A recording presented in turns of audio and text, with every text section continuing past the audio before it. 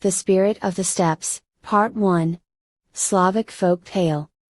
In ancient days there lived a king and queen, the former was old but the latter young. Although they loved one another dearly, they were very unhappy, for God had not given them any children. They fretted and grieved about this so deeply that the queen became ill with melancholy. The doctors advised her to travel. The king was obliged to remain at home, so she went without him, accompanied by 12 maids of honor, all beautiful and fresh as flowers in May. When they had traveled for some days, they reached a vast uninhabited plain which stretched so far away it seemed to touch the sky. After driving hither and thither for some time, the driver was quite bewildered, and stopped before a large stone column. At its foot stood a warrior on horseback, clad in steel armor.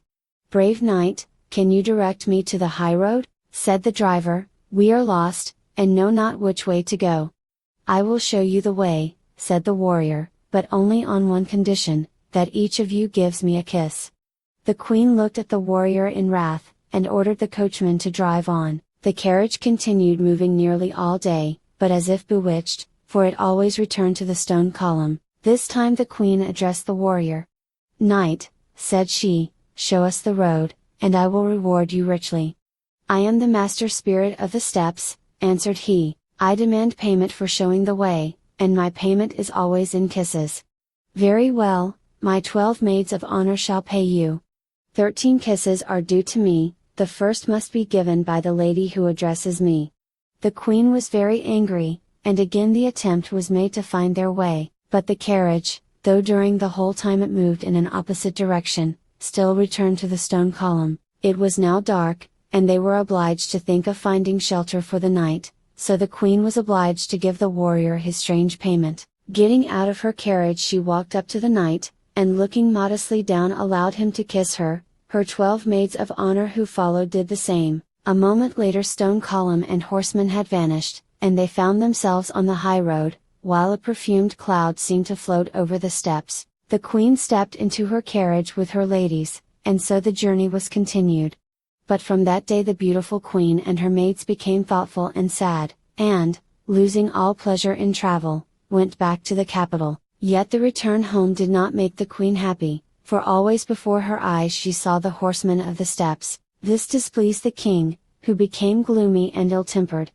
One day while the king was on his throne in the council chamber, he suddenly heard the sweetest warblings, like unto those produced by a bird of paradise. These were answered by the songs of many nightingales. Wondering, he sent to find out what it was. The messenger returned saying that the queen and her 12 maids of honor had each been presented with a girl baby, and that the sweet warblings were but the crying of the children. The king was greatly astonished, and while he was engaged in deep thought about the matter, the palace was suddenly lit up by lights of dazzling brightness. On inquiring into the cause, he learned that the little princess had opened her eyes, and that they shone with matchless brilliancy.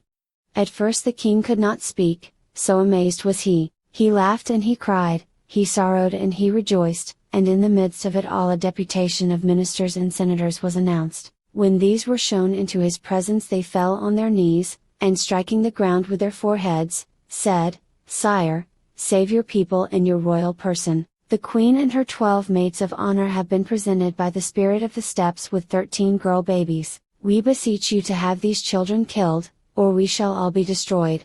The king, roused to anger, gave orders that all the babies should be thrown into the sea. The courtiers were already on their way to obey this cruel command when the queen entered, weeping, and pale as death. She threw herself at the king's feet and begged him to spare the lives of these helpless and innocent children, and instead to let them be placed on a desert island and there left in the hands of God.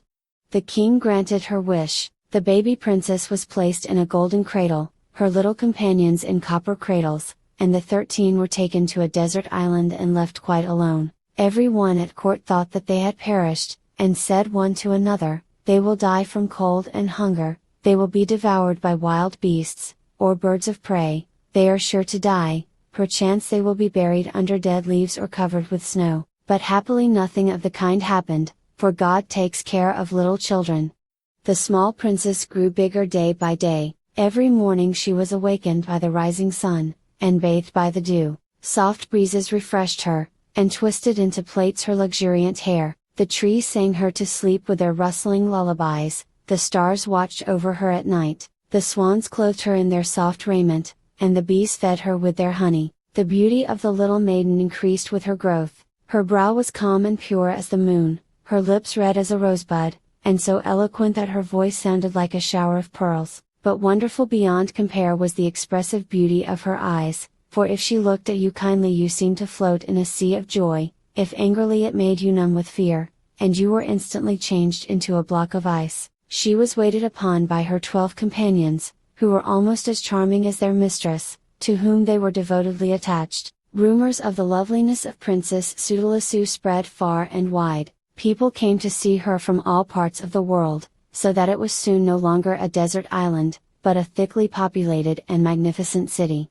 Many a prince came from afar and entered the lists as suitor for the hand of Sudalassu, but none succeeded in winning her love. Those who bore with good temper and resignation the disappointment of being refused returned home safe and sound, but woe to the unlucky wretch who rebelled against her will and attempted to use an armed force. His soldiers perished miserably, while he, frozen to the heart by her angry glance, was turned into a block of ice.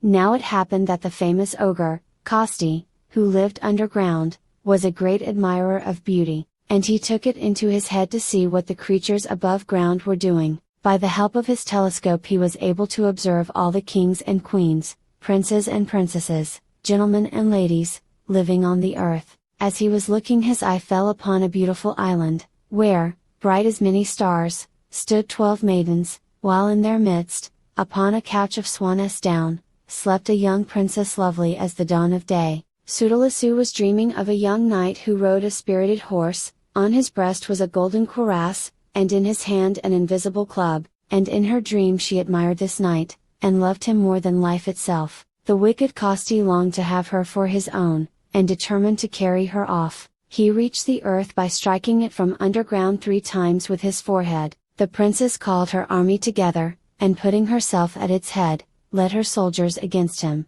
but he merely breathed upon the soldiers and they fell down in an overpowering sleep. Then he stretched out his bony hands to take the princess, but she, throwing a glance full of anger and disdain at him, changed him into a block of ice. Then she shut herself up in her palace. Kosti did not remain frozen long. When the princess had departed he came to life again, and started off in pursuit of her. On reaching the town where she dwelt, he put all the inhabitants into a charmed sleep, and laid the same spell upon the 12 maids of honor. Fearing the power of her eyes, he dared not attack Sudalassu herself, so he surrounded her palace with an iron wall, and left it in charge of a monster dragon with 12 heads. Then he waited, in hope that the princess would give in. To be continued.